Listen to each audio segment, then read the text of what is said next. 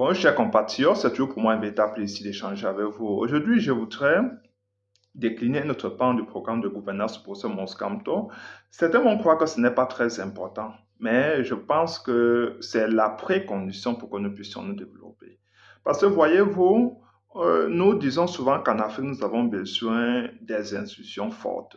Mais en fait, qui met en place les institutions fortes? Et les institutions fortes ne se mettent pas en place toutes seules. Les institutions fortes se mettent en place par des hommes qui arrivent à un moment donné de l'histoire d'un pays et décident comme ça de mettre, d'implémenter sa vision et de surtout de la matérialiser pour que cela puisse servir de référentiel pour les générations à venir. Et c'est ce que le professeur Moscanto veut faire. Aujourd'hui, notre pays n'attire plus aucun investisseur, ni camerounais, ni encore moins étranger. Pourquoi? Parce que nous constatons que nos institutions ne sont plus crédibles. Oui, nos institutions ne fonctionnent pas. Et il y a une bureaucratie trop complexe. On ne sait plus comment faire pour créer une entreprise, par exemple, parce qu'il n'y a pas une procédure claire, il n'y a pas de transparence. Et moi, quand on pense que dans le nouveau Cameroun de demain, il faudra faciliter des choses, créer un climat d'affaires pour pouvoir inciter les investisseurs à venir chez nous. Et je pense qu'il faut que ça soit clair, chers compatriotes. Alors, qu'est-ce que Moscato a prévu déjà dans les réformes institutionnelles qui pensent mettre en place? Premièrement, il faut instaurer un état de droit. Et pour instaurer un état de droit, cela passe par la réforme de nos institutions telles que le Parlement. Vous allez constater aujourd'hui que le Parlement est simplement une chambre d'enregistrement, je vais dire notre Parlement. Le Parlement ne fait pas des propositions de loi, ne vote pas, est seulement là pour voter des lois, et le plus souvent, il n'y a pas de loi qui émane du Parlement depuis que M. Biya arrive au pouvoir. Ça, c'est seulement un exemple, hein. C'est M. Biya qui fait toutes les propositions de loi, notamment pour modifier la Constitution, pour s'éterniser au pouvoir. C'est ce que M. Biya a toujours proposé, alors que le Parlement ne fait absolument rien. Dorénavant, sous Maurice Kamto, le Parlement ne sera plus inféodé au pouvoir exécutif. Parce que c'est ça qu'on dit un État. Un État, c'est un État où il y a séparation de pouvoir. Donc le Parlement pourra, par exemple, faire des enquêtes parlementaires. Oui, il faut que ça soit important. C'est important de le dire. Dorénavant, des nominations du président de la République devront passer par le Parlement. Ici, je pense aux membres du Conseil constitutionnel. Ça serait plus au président de la République de nommer tous les membres du Conseil constitutionnel parce que les membres constitutionnels sont constitués par des magistrats qui ne sont pas rompus. Ce sont des magistrats qui appartiennent au RDPC. Ça ne devrait plus être comme ça. Dorénavant, sous Maurice Kamto, ça serait un peu comme aux États-Unis. Certaines nominations passeront devant le Parlement pour que le Parlement puisse donner son mot à dire. Oui, pour que le Parlement puisse donner son approbation ou bloquer tout simplement ces nominations-là. Si, par exemple, les parlementaires constatent que sur la base des faits probants, et que certaines personnes ne doivent pas être nommées à un poste parce que dans le passé, ils n'ont pas pris des bonnes décisions pour le peuple camerounais, alors le Parlement pourra tout simplement bloquer. Nous avons vu plusieurs guerres, je vais dire la guerre dans les régions du nord et du sud-ouest. Nous avons vu le train qui est tombé, nous avons vu Boko Haram dans le nord de notre pays. Nous n'avons jamais vu le Parlement s'exécuter, nous n'avons jamais vu le Parlement à l'action, aller mener des enquêtes parlementaires. Nous attendons le Parlement à ce niveau-là. Le Parlement est là pour adresser les problèmes ponctuels du peuple. Donc il faudrait que dorénavant le Parlement puisse faire son travail. La deuxième réforme, encore, troisième réforme, comme Maurice Kamto veut faire, parce que je vous ai parlé du Parlement, du Conseil constitutionnel, mais la justice aussi. Vous voyez aujourd'hui que notre pays ne peut plus attirer les investisseurs. Parce que imaginez un temps soit peu qu'un opérateur économique ou bien un investisseur étranger soit spolié de son bien. Où est-ce qu'il va obtenir réparation? Je ne pense pas devant nos juridictions qui sont très corrompues aujourd'hui. La justice aujourd'hui, elle n'est pas indépendante, elle est aux autres. Donc, il faut faire des réformes au niveau de la justice, notamment en touchant le conseil de la magistrature. Il ne faudrait plus que M. Biya, que le prochain président de la République soit le chef de la magistrature. Il ne faudrait plus cela, chers compatriotes. Cela, c'est une hérésie. Vous voyez la photo de M. Biya à la Cour suprême. Est-il au-dessus de nos lois? Non. Monsieur Biya doit savoir qu'avec la réforme de la justice, je veux dire tout Camerounais d'ailleurs, qu'avec la réforme de notre justice, tout le monde sera égal devant la loi. Pour que s'il y a des éléments concordants, que n'importe qui soit poursuivi. Et qu'aujourd'hui, je prends l'exemple, hein, toujours une autre réforme, c'est la Chambre des comptes. La Chambre des comptes a travaillé sur les grands dossiers, Can Gate, Covid Gate, Savannah Gate, mais n'a jamais poursuivi personne parce qu'elle n'a pas qualité, elle n'a pas ce pouvoir-là. Mozambique veut redonner le pouvoir à ces institutions qui ont été mises en place pour faire un travail, mais qui se trouvent être inférieurs au pouvoir exécutif. Je vais dire que ces institutions ne fonctionnent pas.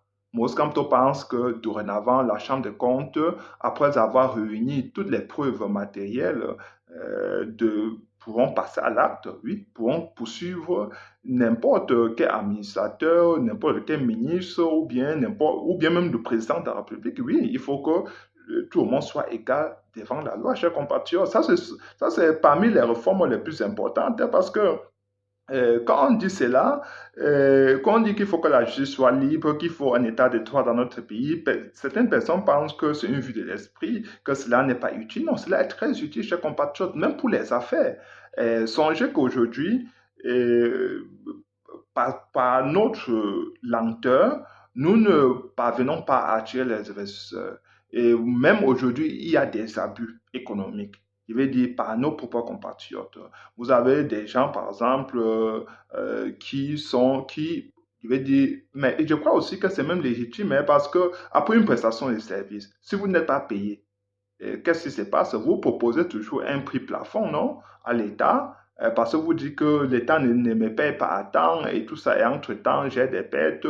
Si Monsanto prévoit que dorénavant, il y aura, je vais dire que ça sera d'une autorité publique quand il faut la durée pour payer des gens qui ont rendu service à l'État. Et il y aura, parce qu'aujourd'hui, ce sont des abus. Vous avez entendu un sac de ciment qu'on vendait à 25 000, à 23 000, non.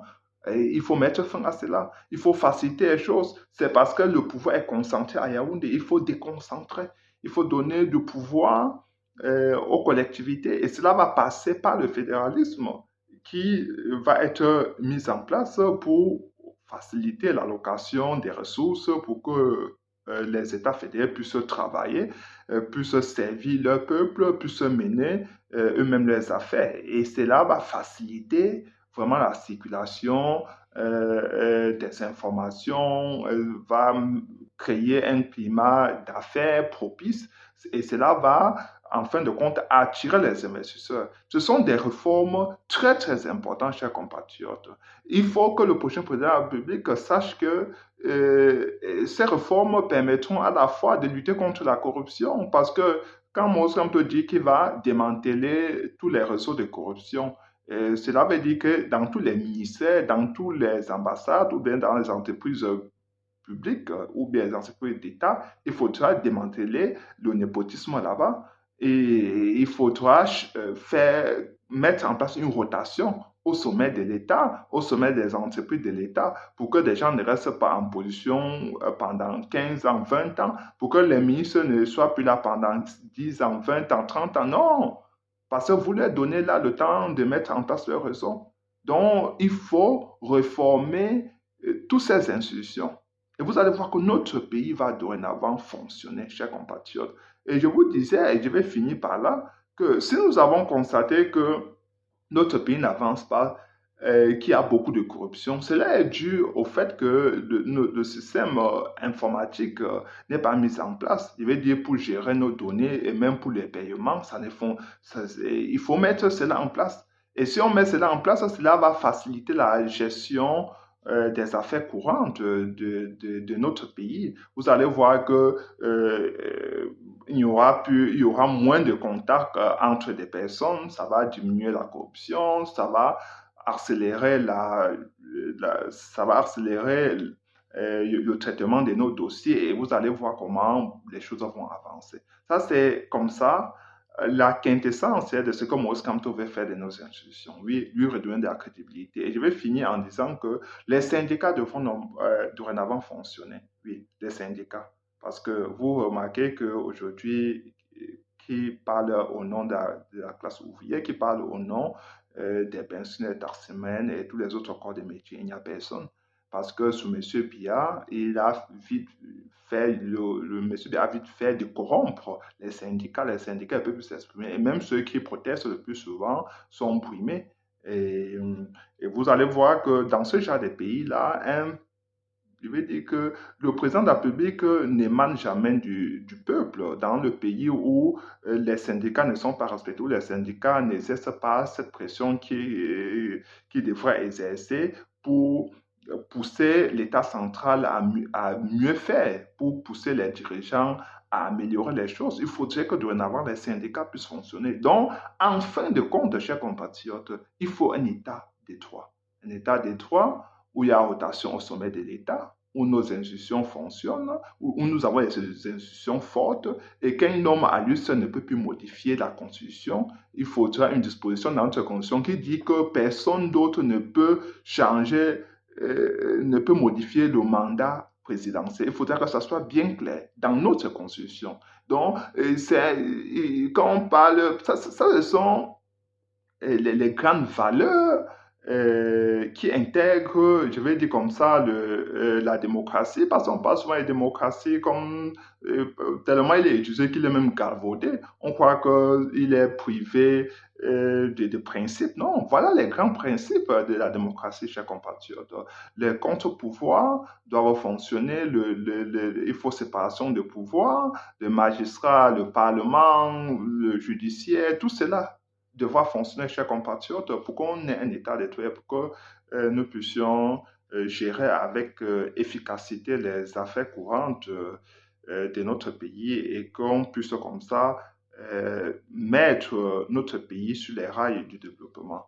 Chers compatriotes, partagez ma séance cette vidéo et surtout abonnez-vous. Ciao.